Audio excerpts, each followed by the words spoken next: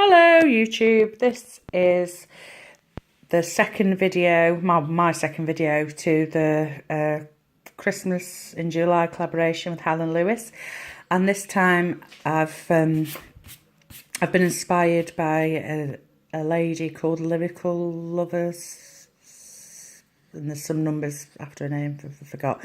I will link a channel behind, underneath.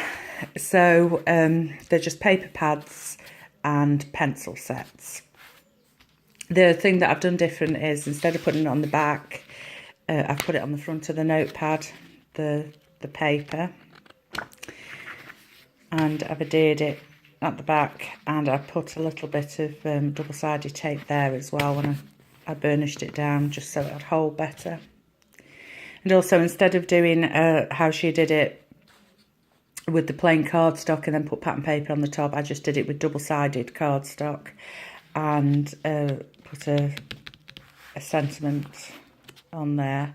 Well, actually, that's cut out the 12 by 12 pad that these papers come from. So that's my share for that. I think they're great little stocking fillers, great for little tombola prizes, for charity. Fantastic.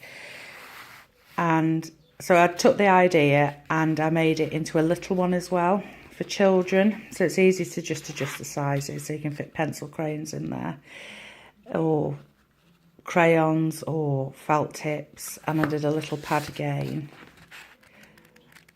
Because with having a 4-year-old daughter as well, when you go around, you do a lot of visiting at Christmas time, or we do a lot of visiting at Christmas time. And the children can easily get bored as well, especially if there's not other children there. So that's a nice little thing for them that they can sit and do some colouring, or make lists for Santa, or, I mean, my little girl, she's 4 at the moment and she's forever doing her pretend lists.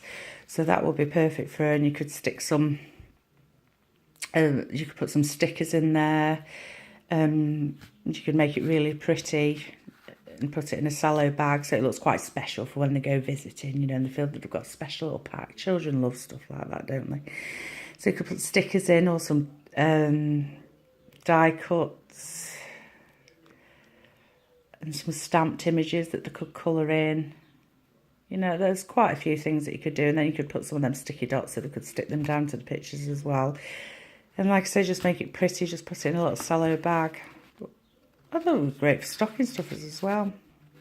Right, so I'll link a channel below in case you want to do some of these as well. Anybody wants to do some of them. Like I say, a channel's fantastic for inspiration on anything like stocking stuffers or raffle prizes, craft fair ideas.